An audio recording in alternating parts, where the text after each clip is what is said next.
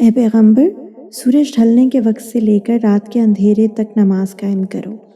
اور فجر کے وقت قرآن پڑھنے کا اہتمام کرو۔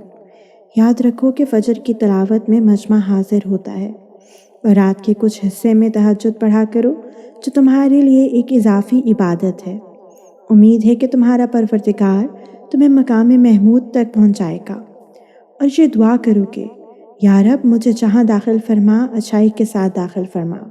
اور جہاں سے نکال اچھائی کے ساتھ نکال، اور مجھے خاص اپنے پاس سے ایسا اقتدار عطا فرما جس کے ساتھ تیری مدد ہو۔ اور کہو کہ حق آن پہنچا اور باطل مٹ گیا، اور یقیناً باطل ایسی ہی چیز ہے جو مٹنے والی ہے، اور ہم وہ قرآن نازل کر رہے ہیں جو مومنوں کے لیے شفا اور رحمت کا سامان ہے، البتہ ظالموں کے حصے میں اس سے نقصان کے سوا کسی اور چیز کا اضافہ نہیں ہوتا۔ اور جب ہم انسان کو کوئی نعمت دیتے ہیں تو وہ منہ موڑ لیتا ہے اور پہلو بدل لیتا ہے،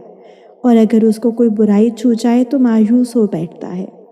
کہہ دو کہ ہر شخص اپنے اپنے طریقے پر کام کر رہا ہے، اب تمہارا پروردگار ہی بہتر جانتا ہے کہ کون زیادہ صحیح راستے پر ہے۔ اور اے پیغمبر، یہ لوگ تم سے روح کے بارے میں پوچھتے ہیں، کہہ دو کہ روح میرے پروردگار کے حکم سے بنی ہے، اور تمہیں جو علم دیا گیا ہے وہ بس تھوڑا ہی سا علم ہے،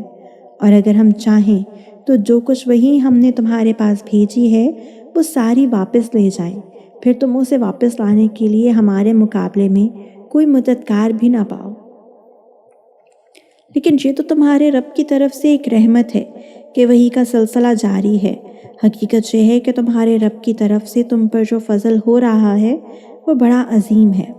کہہ دو کہ اگر تمام انسان اور جنات اس کام پر اکٹھے بھی ہو جائیں کہ اس قرآن جیسا کلام بنا کر لے آئیں، تب بھی وہ اس جیسا نہیں لا سکیں گے، چاہے وہ ایک دوسرے کی کتنی مدد کر لیں۔ اور ہم نے انسانوں کی بھلائی کے لیے اس قرآن میں ہر قسم کی حکمت کی باتیں طرح طرح سے بیان کی ہیں، پھر بھی اکثر لوگ انکار کے سوا کسی اور بات پر راضی نہیں ہیں،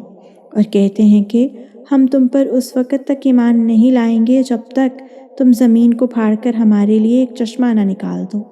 یا پھر تمہارے لیے کھجوروں اور انگوروں کا ایک باغ پیدا ہو جائے اور تم اس کے بیچ بیچ میں زمین کو پھاڑ کر نہریں جاری کر دو، یا جیسے تم دعوے کرتے ہو آسمان کے ٹکڑے ٹکڑے کر کے اس کو ہم پر گرا دو، یا پھر اللہ کو اور فرشتوں کو ہمارے آمنے سامنے لے آؤ، یا پھر تمہارے لیے ایک سونے کا گھر پیدا ہو جائے، یا تم آسمان پر چڑھ جاؤ اور ہم تمہارے چڑھنے کو بھی اس وقت تک نہیں مانیں گے جب تک تم ہم پر ایسی کتاب نازل نہ کر دو جسے ہم پڑھ سکیں۔ اے پیغمبر، کہہ دو کہ سبحان اللہ، میں تو ایک بشر ہوں جسے پیغمبر بنا کر بھیجا گیا ہے، اس سے زیادہ کچھ نہیں۔ اور جب ان لوگوں کے پاس ہدایت کا پیغام آیا تو ان کو ایمان لانے سے اسی بات نے تو روکا کہ وہ کہتے تھے، کیا اللہ نے ایک بشر کو رسول بنا کر بھیجا ہے؟ کہہ دو کہ اگر زمین میں فرشتے ہی اطمینان سے چل پھر رہے ہوتے تو بے شک ہم آسمان سے کسی فرشتے کو رسول بنا کر ان پر اتار دیتے۔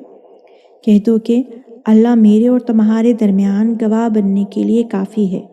بے شک وہ اپنے بندوں سے پوری طرح باخبر ہے، سب کچھ دیکھ رہا ہے۔